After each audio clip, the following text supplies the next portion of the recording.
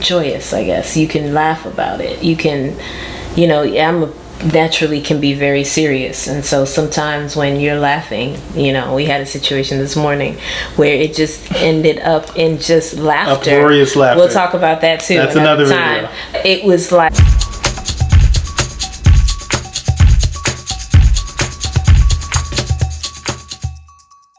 hey y'all, it's your girl Nadia, and hey, it's me, Coach T, and we're two average people. Yep. Today we kind of wanted to take a little bit of a different approach. Yeah. We were going to have a conversation, and we're just going to kind of let you guys see how, we talk about some things. We're going to talk about some things we like about each other and some things we don't like about each other. Some things we don't care for. And, these conversations are very difficult to have, especially the part where, you're hearing things that your spouse doesn't like per se or doesn't prefer.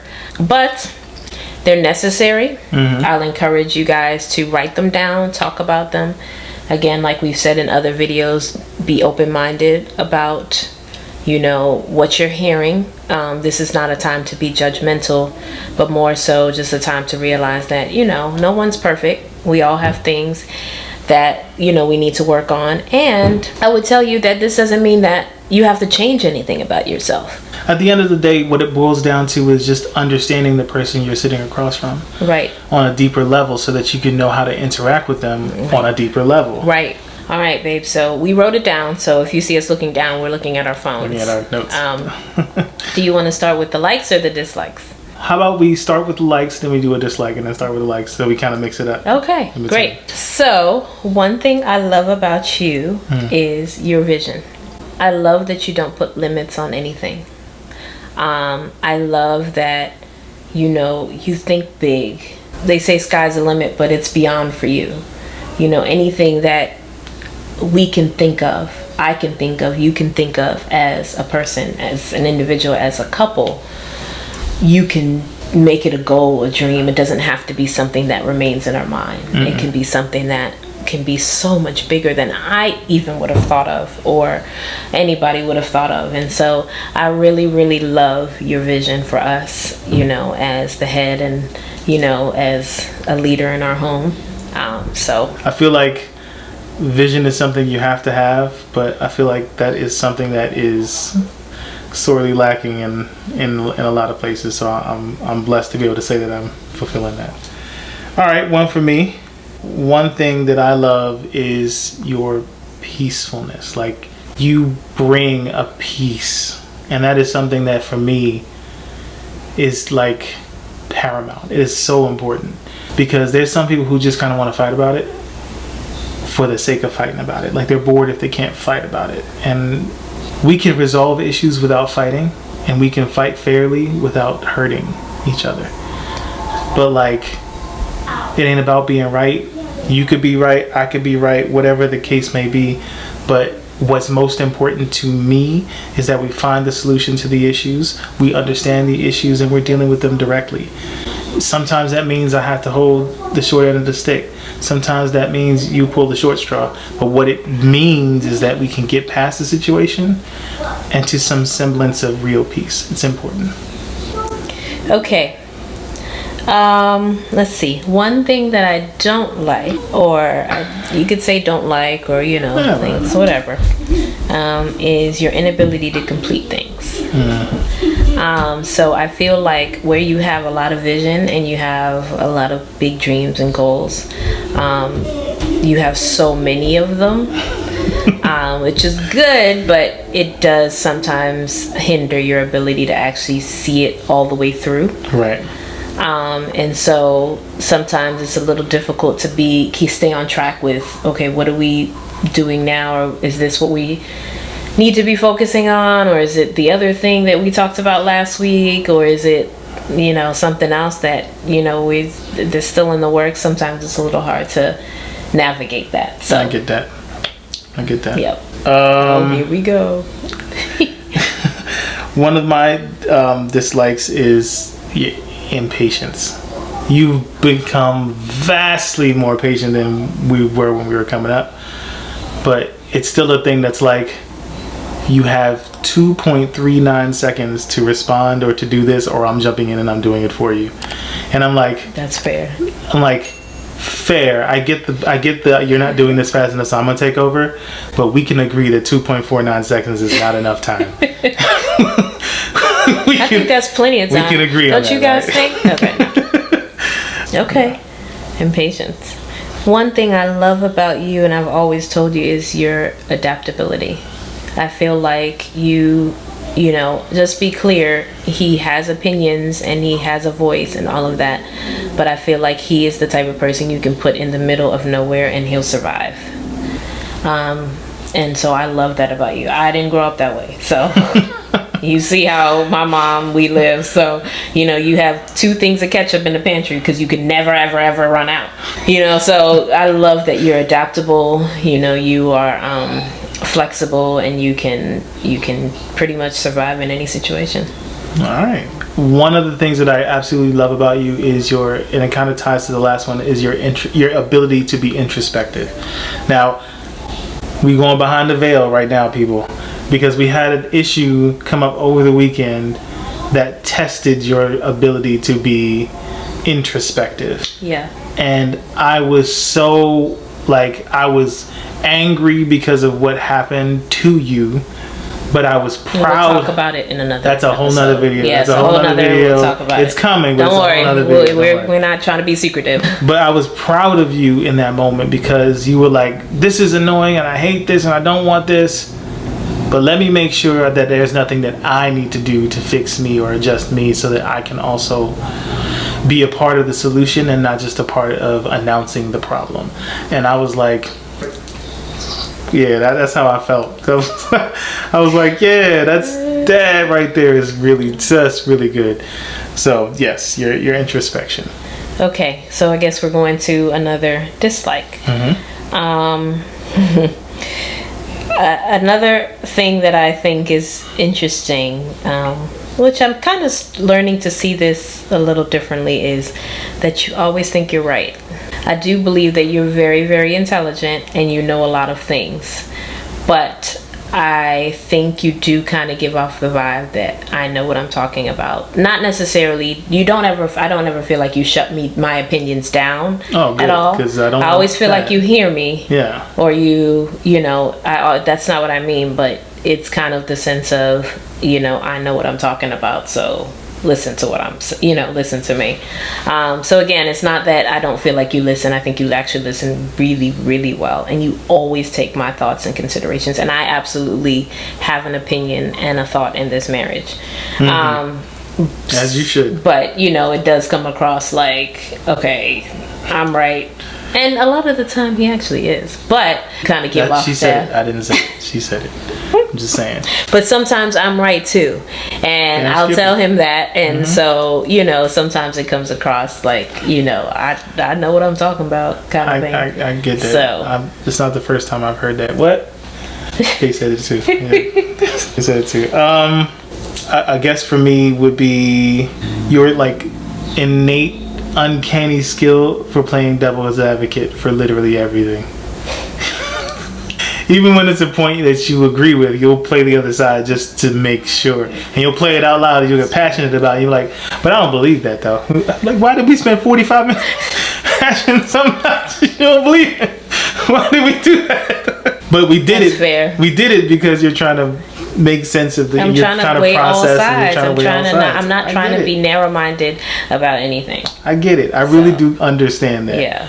It's annoying as I'll get out sometimes.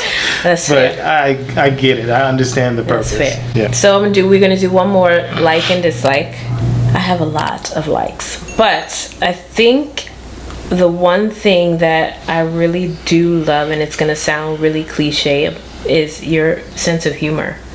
Oh. Your ability to turn even some of the most pivotal moments in your life that were big, you can turn into something joyous, I guess. You can laugh about it. You can, you know, naturally can be very serious, and so sometimes when you're laughing, you know, we had a situation this morning where it just ended up in just laughter. Uproarious laughter. We'll talk about that too. That's another time. video. It was like It was like we were just laughing, and it's like, you know, well, not to get too deep, but it is so necessary, I think, Yes. for a relationship, Yes. to have that laughter. And I love that when times get serious and when times get,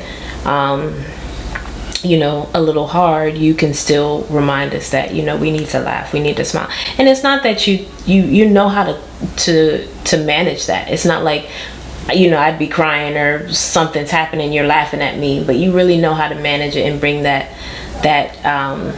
sense of humor back to us. And I love that. So I guess the one that's most powerful to me is your determination. And that for me is powerful because when it comes to my family, I tend to be a little bit more black and white. Now, Nadi will tell you that I'm not black and white at all. I'm all shades of gray. I can see every point in between, and I'm good in the middle point and trying to find my space. And I'm very black and white. She's very black and white. But that helps because once we latch onto a goal as a unit, she's like the Energizer Bunny battery pack, and she's just gonna go and go and go and go. But when you match that with my compass, like I call myself a compass, I can say this is the direction we need to go, and she's the battery pack for us to get there. Cool. Then we work well together. Yeah. I'm navigating. She's like, we there yet? No, we're not there yet. She's going, okay, I bet. I'm gonna just keep rowing till we get there, and she's gonna keep rowing till we get there. We there yet? Yep, it's coming right here, and then we get there. And then, like, for example, when we bought this house, she was like, I was thinking of going back. I was like, no, we should wait. That same day, she called me back and was like, yeah, so I think we should go. And I was like, you know what? If it's in your spirit, let's go. Let's just see what happens. Yeah. Well, this is what happened. So, thanks for that. You're welcome. The last thing that I don't care for is your lack of urgency. However, I'm always like, okay, this has to happen now. So that one is a little bit like a little bit. But for you, I think nothing needs to happen right away. You're kind of like, okay, it'll happen when it happens. I think, although, because we've been married so long and I've chilled out a lot and you have picked up a lot, right, as far as, okay, let's get this done now.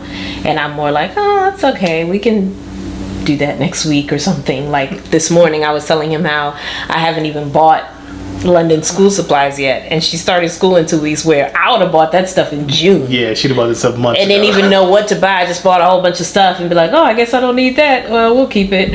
And he was like, well, you're serious? You haven't bought her school supplies yet? And I'm like, yeah, I'm gonna order them in 2 days in Amazon. It'll be here. But that's not me at all. Like, I'm the one.